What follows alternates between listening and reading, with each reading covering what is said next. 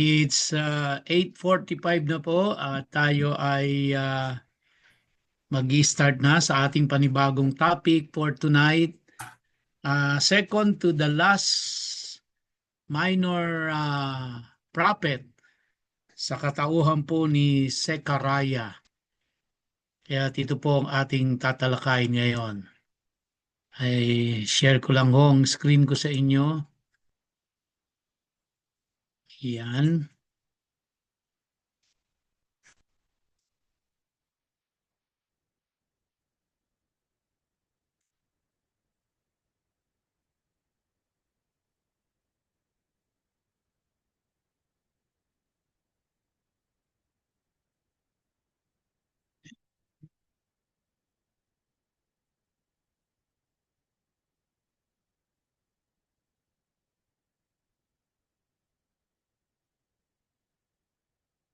So, muli po magandang gabi sa inyong lahat mga kapatid at salamat po sa inyong pagdalo sa gabing ito at sa patuloy na pagtsatsaga nyo po sa ating midweek or rather weekend worship service.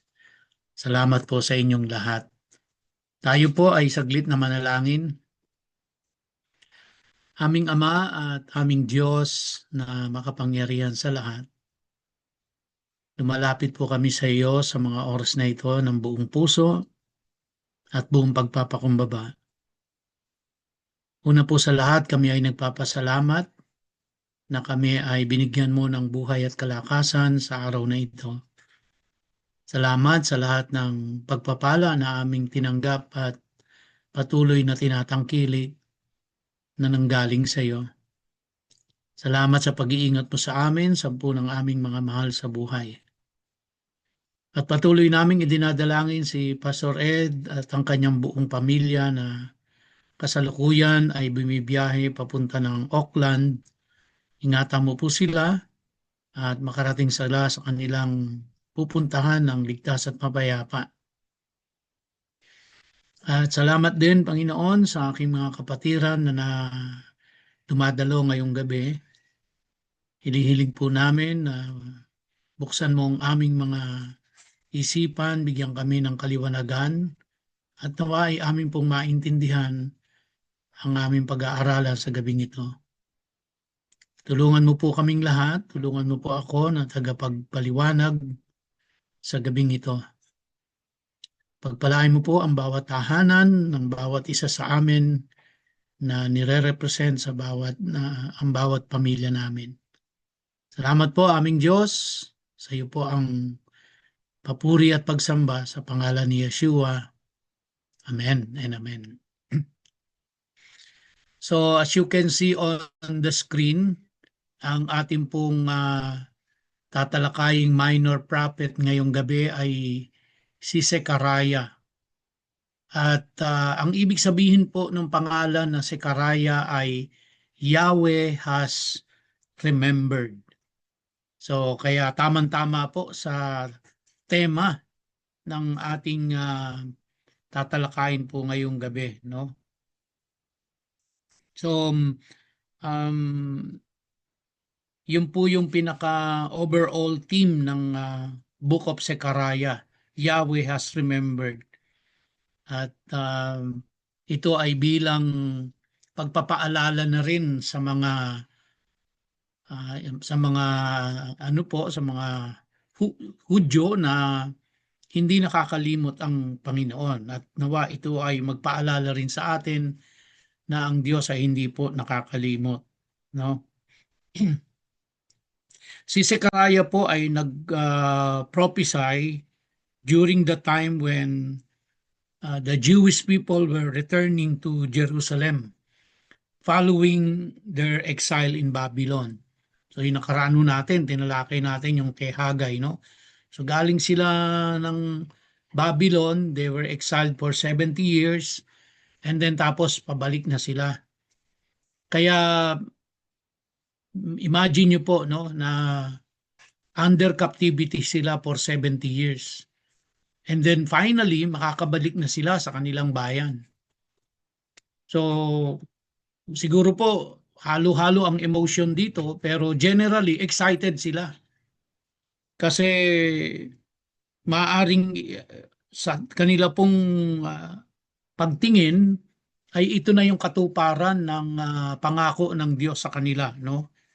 Kasi po ah pinropisay ni ano po ni Jeremiah, pinropisay ni Isaiah, ni Ezekiel na pag sila ay bumalik na po sa kanilang lupain, there would be peace and safety in the land.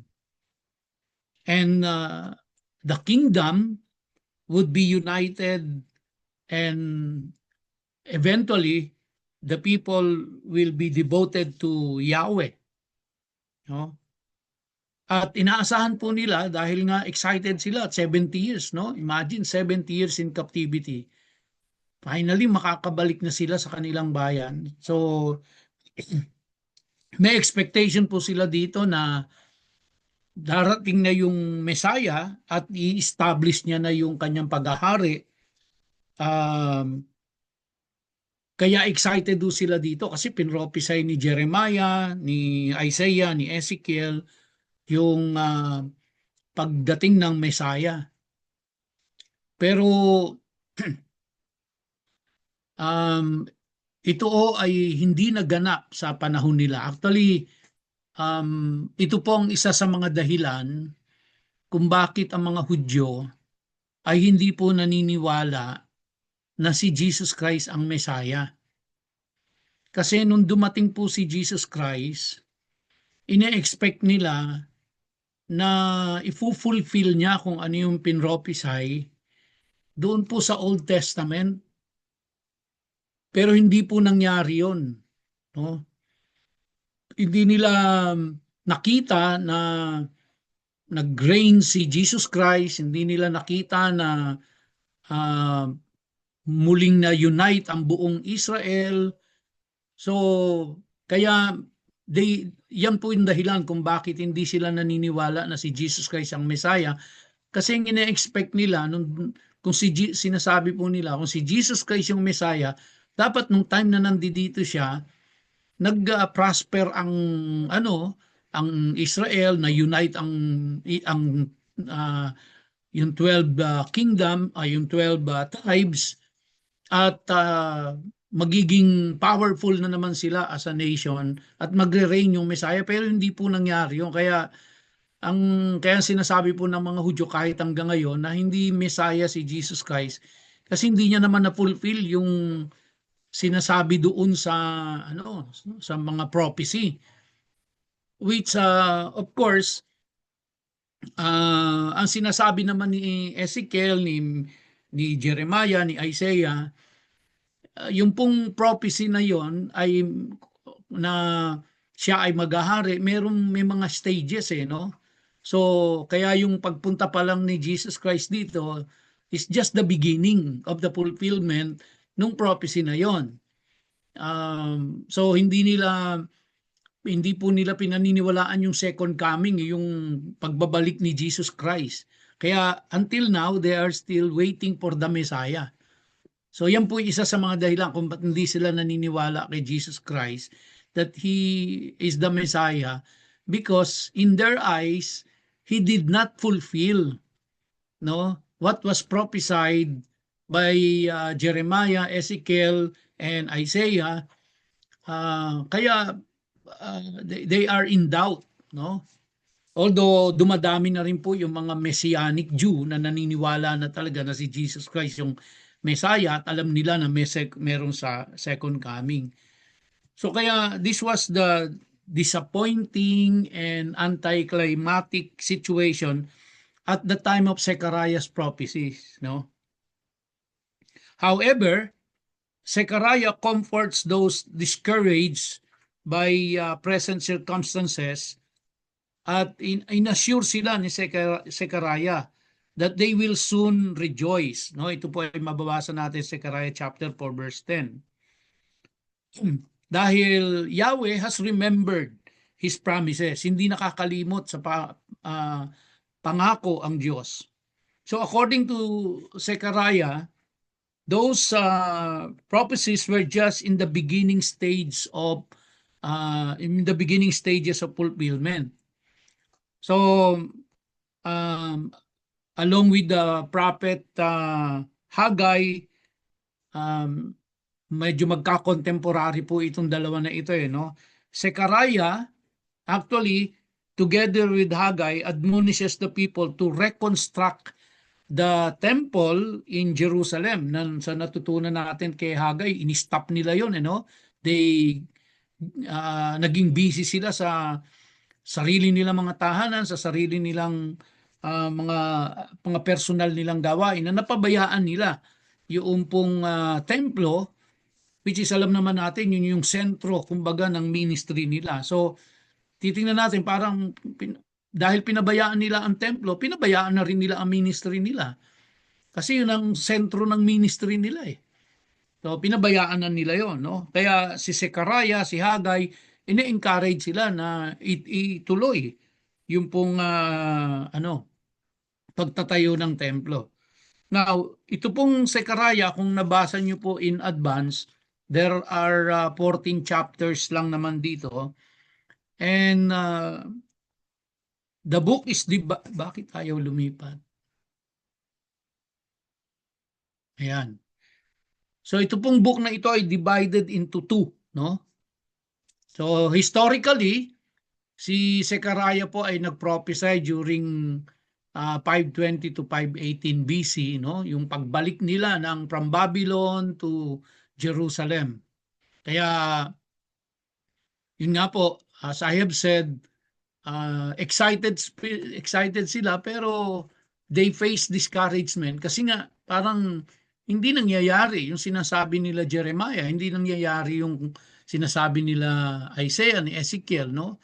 That there will be peace in the land and they will be prosperous and then they will be united again under one king, pero hindi yun na nakikita nila. Okay?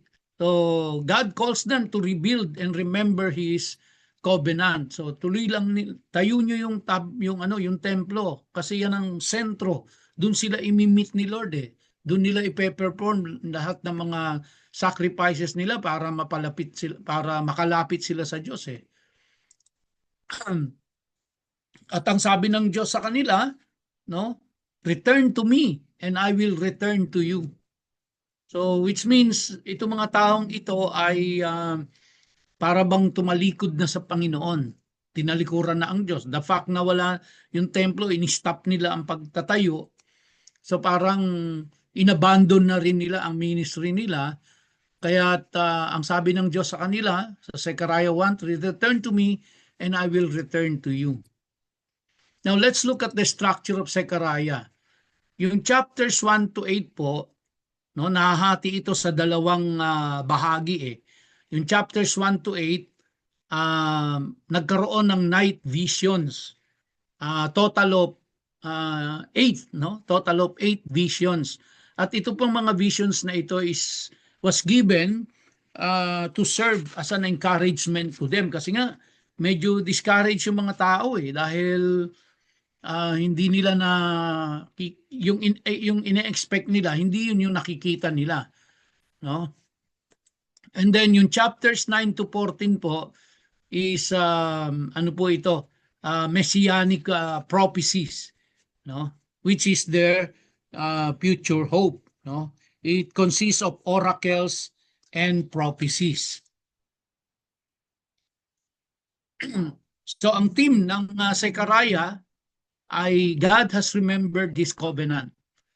At pwede rin natin mensahe din para sa atin, wag nating kalilimutan na hindi nakakalimot ang Diyos sa kanyang pangako. Siya ay Diyos at kahit kailan hindi po siya makakalimot sa kanyang pangako. Okay? So, yun po yung pinaka-structure, no? Ang Zechariah divided into two section. Yung unang section ay yung pong night visions, 8 visions lahat yun. And then tapos yung sumunod po ay yung another section ay tungkol sa mga prophecies and oracles of God. no? For the future Messiah. So ang unang, let's talk about the visions na ipinakita ng Diyos kay Zechariah. Again, ito po ay para i-encourage sila. Kasi nga, discourage sila eh. Galing sila ng exile eh. Kababalik lang nila ng kanilang ng Jerusalem. Kababalik lang nila ng Judah. And tapos yung expectations nila, hindi yun ang nakikita nila. So kaya, una excited dahil babalik, pero later on, medyo na-discourage na rin yung mga tao. Kaya nagpakita ng vision ang Diyos kay Zechariah para i-share niya ito doon sa mga tao at para ma-encourage sila. So, ang unang-unang vision po na nakita ni Zechariah ay vision of horsemen. No? Vision of horsemen. At ito pong mga horsemen na ito ay they patrol the earth. Yun yung pinakita sa kanya. And they report that all the nations are at rest. No, yun yung nakita ni indicating an era of peace. During this vision, Yahweh declares that He will have mercy on Jerusalem. His house will be rebuilt in the city and the people will prosper. So yun po yung ibig sabihin ng unang vision na yon na nakita ni yung horsemen na yon. Yung pangalawang vision po naman ay ang pinakita sa kanya sa chapter 1 verses 18 to 21. Ano po ito? May 4 horns. No? 4 horns ang pinakita sa kanya, symbolizing the nations of Assyria and Babylon. So Assyria at saka Babylon. So yung Assyria may 2 horns, yung Babylon may 2 horns, kaya 4 na horns yung pinakita sa kanya. Ang mensahe po dito sa vision na ito ay God will scatter these people, no, yung Assyria at saka yung Babylon, because sila po yung nag-oppress sa mga Israelita. Bagamat kaya po nangyari yun dahil nga lumabag ang mga Israelita sa utos ng Diyos, ginamit ng Diyos ang Assyria at ang Babylon para to oppress, no? Pero ipinakita rin ng Diyos na itong nag-oppress sa kanila ay parurusahan niya rin, no? So these 2 nations might be envisioned as two fierce bulls, no? Pagkatapos po, kasama dito sa vision na ito ay may craftsmen at pinakita na isinabog, no? In-scatter yung mga horns na ito, na ang sinisimbolize po nun, yung Persia, acting as God's instrument of judgment against the nations that oppress God's people, ay i-scatter niya. So, yung meaning po behind doon sa 4, wala naman pong binanggit, hindi naman po alam kung basta it symbolizes lang nung may 2 sungay yung Assyria, may 2 sungay yung Babylon, and then pagkatapos ito yung nag-oppress sa kanila, ang gagawin ng Diyos, i-scatter sila. Okay? So, kaya yung unang vision, ine-encourage sila na i-rebuild yung Jerusalem at ipaprosper yung mga tao. Ang pangatlong vision na ipinakita sa kanya ay yung pong measuring line o yung panukat, no?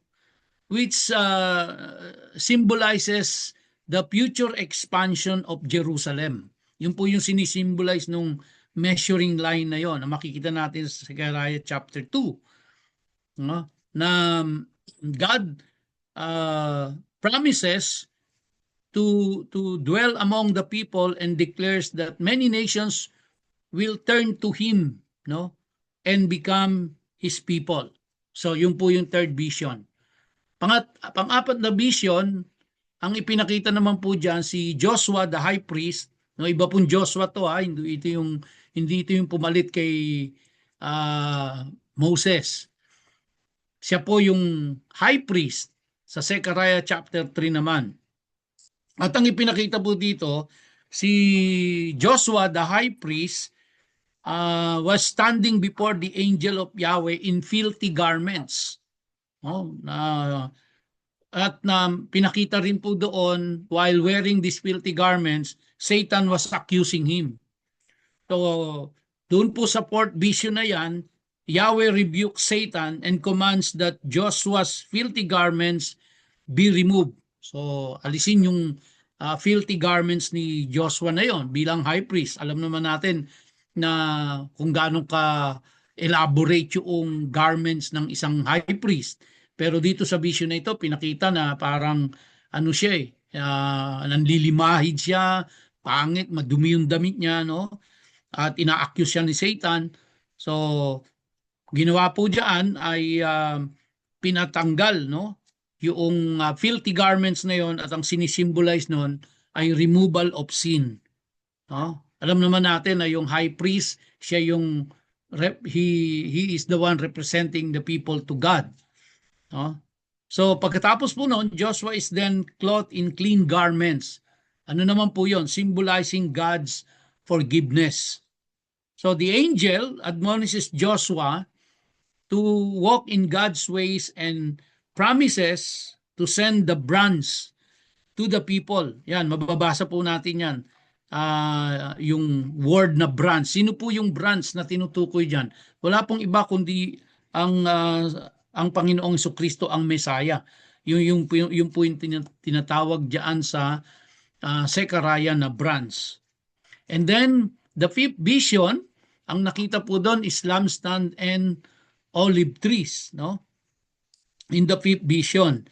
Yan po ay sa Zechariah chapter 4 verses 1 to 4. Zechariah sees a golden lampstand with 7 lamps and 2 olive trees. So menorah, may pinakitang menorah at pagkatapos may olive trees. Tapos golden oil is poured out from golden pipes beside the 2 olive trees. So symbolizing God's Spirit empowering Zerubbabel to rebuild the temple. Who was Zerubbabel? Alam mo natin, nakaraang pag-aaral natin kay Haggai, he was the governor of Judah during that time. And kaya very instrumental si Zerubbabel dito sa pagtatayo ng templo, no? Kaya in-empower ng Holy Spirit si Zerubbabel as governor, and the very purpose of that is so that he can lead his people rebuild the temple. So nakita natin kung gaano kahalaga sa Diyos yung temple na yon na kailangan nilang itayo ulit. Now, yung ika-anim na ika-anim na vision ay nakakita naman po siya rito ng flying scroll, no? Flying scroll. At doon po sa scroll ay may nakascribe na na mga curses, no? Doon sa flying scroll, lumilipad na scroll, at may mga nakasulat doon na mga curses against thieves and liars, symbolizing God's judgment upon sin. And then in the seventh vision, hindi ko alam ba't nawala yung aking slide po doon sa 7, pero yan yung summary niya. Makita natin doon sa seventh vision, meron pong isang babae na represent in a basket, no? In a basket representing wickedness. Siya po ay yung babae ay nasa loob ng basket at ang nire-represent po noon ay wickedness at representing iniquity. Now, 2 women with wings carry the basket away, symbolizing the removal of wickedness and iniquity from the land. And then yung pong pang-8 na vision ay finally, meron po siya nakitang 4 na chariots with different colored horses coming out from between 2 mountains. No? Like in the first vision, these chariots po patrol the earth, parang yung 4 na horsemen, and report that the nations are at rest. Once again, ini-indicate po nito ang era of peace. So kaya yung unang vision at saka yung ikawalong vision ay pinapakita po yung peace and prosperity. So basically, yung pong 8 visions na yan, pinakita kay Zechariah para i-share niya dun sa mga tao, para i-encourage sila dahil doon sa kanilang katayuan na sila ay very discouraged dahil sa kanilang sitwasyon. So ito ay pagpapahayag din po na ang Diyos ay hindi nakakalimot. No? May sarili lang timing ang Diyos. May sarili siyang kalendar kung kailan mangyayari ang lahat ng kanyang mga ipinangako. Pero pinapakita niya rito na ang kanyang ipinangako ay tutuparin niya at gagawin niya. Yun nga lang, hindi dun sa expectations nila, hindi dun sa timing nila, kundi sa timing ng Diyos, no? Now, the purpose of all 8 visions was to assure God's people yung mga promises niya would eventually come to pass. Yun po yung purpose nun na it will eventually come to pass. Even though at that time, it seemed doubtful that things would get better. Kasi nga po, imagine, no, devastated sila 70 years of exile, pagbalik, walang templo. Although may mga remnants doon, nalaman natin during the time of Haggai, yung pag-aaral natin kay Haggai, dumadana sila ng economic crisis at nakita rin natin kung anong dahilan. Bakit sila dumadanas ng economic crisis na yon? It is because pinabayaan nila yung kanilang templo. Tinigil nila ang pagtatayo. So dahil walang templo, hindi sila makapag-perform ng kanilang ministry. Hindi sila maka-worship sa Diyos sa paraang gusto ng Diyos. Kaya hindi sila pinagpapala ng Panginoon. Now, after these visions na ipinakita sa kay Zechariah, makikita ho natin dito na, as I have said, yung second part ay prophecies and oracles of God. And He commands the people to make a silver and gold crown and place it on the head of Joshua the high priest.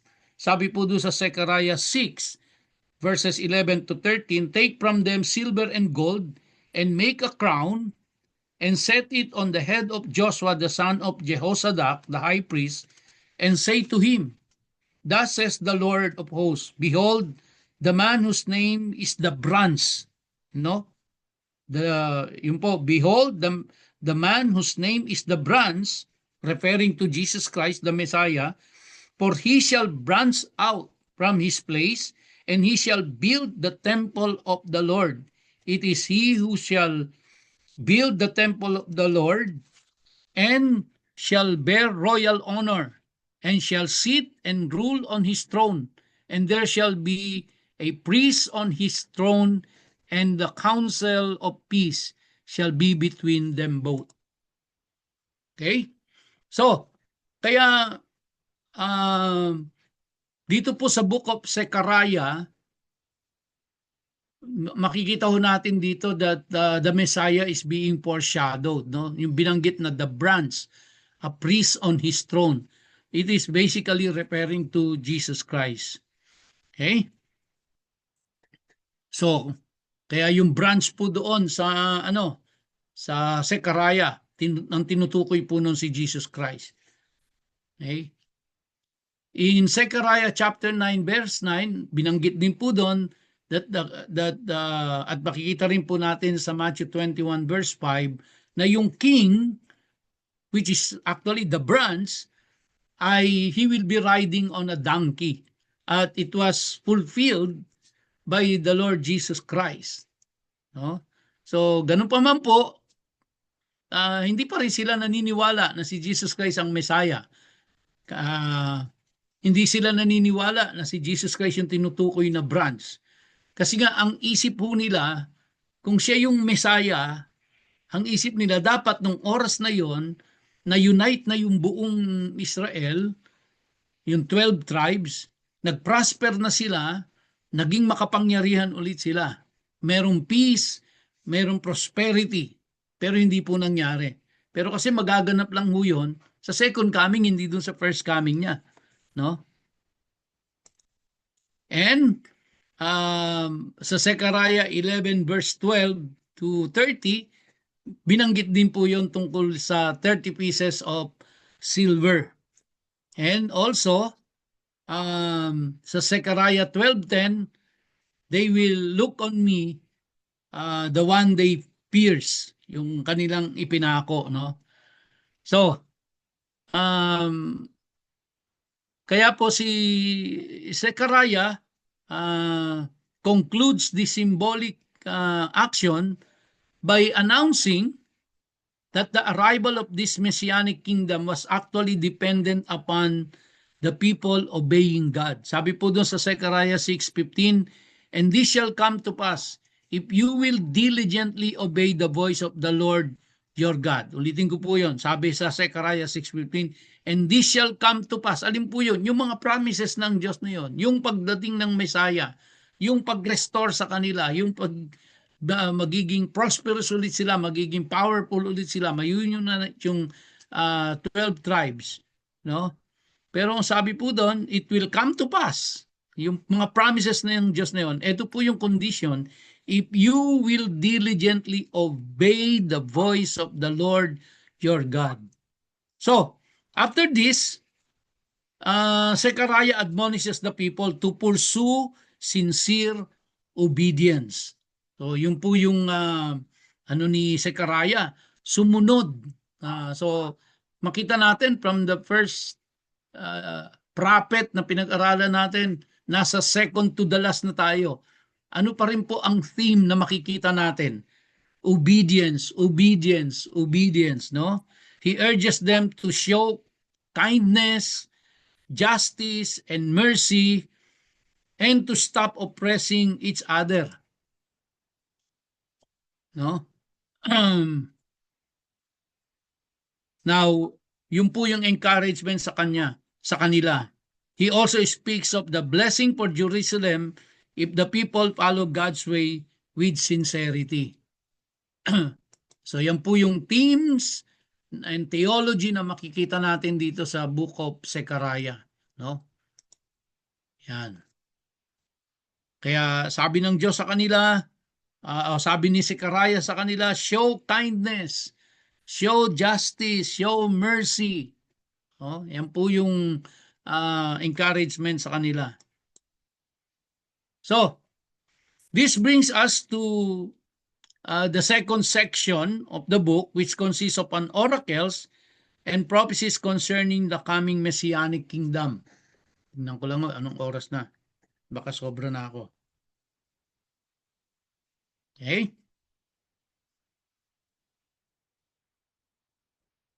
Now, meron pa akong ilang minuto.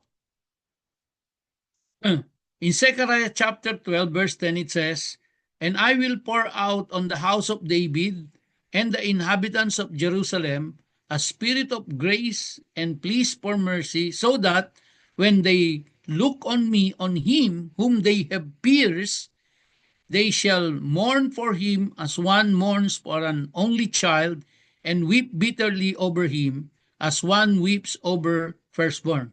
So after this, Zechariah speaks of future time of cleansing and purification.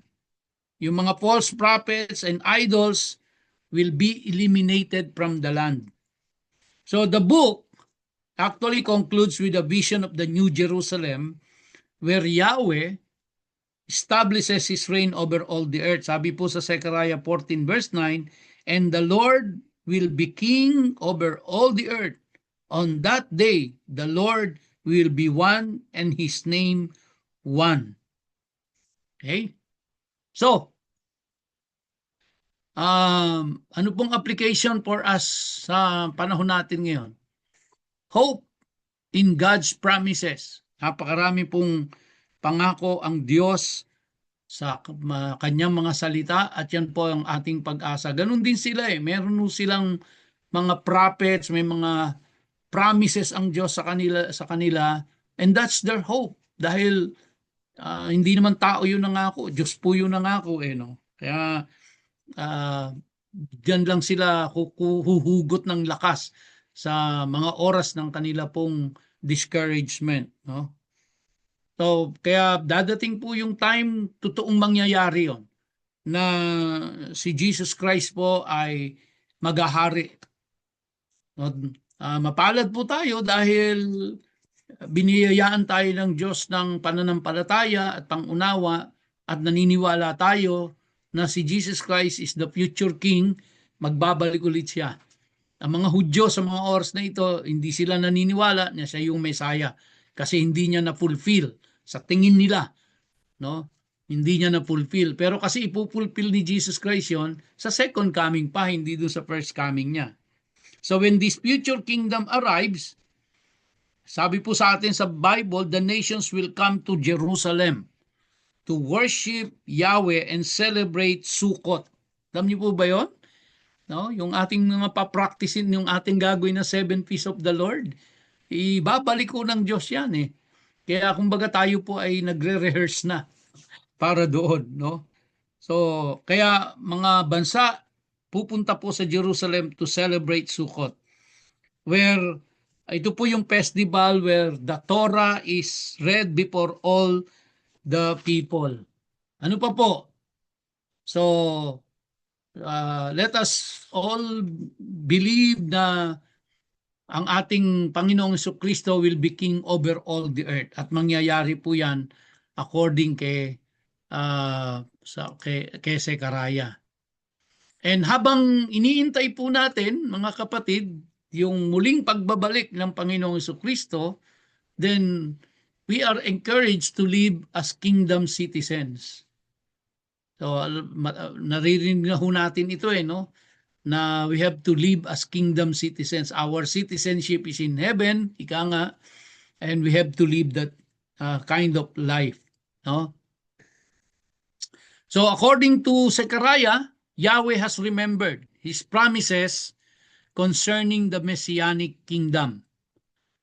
But the timing, no, ng fulfillment po nito, hindi natin alam kung kailan. Ang alam lang natin, mangyayari po yon.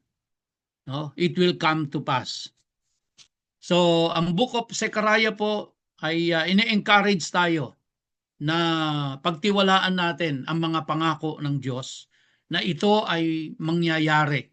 Kaya dahil habang iniintay natin yon, let us live as kingdom citizens. Yun po yung encouragement sa atin dito. And i-anticipate na ho natin. Kumbaga, let us look to the returning King. Pabalik po ang Panginoong Jesucristo at alam natin na ito po ay mangyayari, mga kapatid. Okay? So, bilang pagtatapos, ito po yung mga katanungan sa ating lahat. Are you living like God has remembered? Meron ho ba sa atin na parang Lord, hindi na parang yung mga Israelita noon, hindi mo naman tinutupad ang pangako mo eh. Hindi naman nangyayari. Bakit ganito? Lalo pang lumalala ang sitwasyon ng buhay namin. No?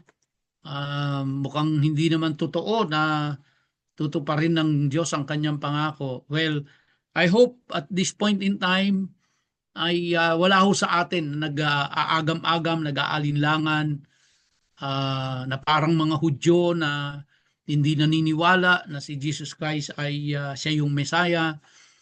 Nawa po tayo ay nananampalataya, naniniwala na kung anuman ang ipinangako ng Diyos na nakasulat sa kanyang salita ay kanyang tutuparin.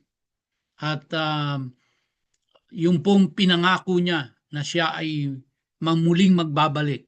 Napakarami pong ng mga promises ng Diyos sa Bible. Ganon din sila noon. Napakaraming pangako ng Diyos sa kanila noon.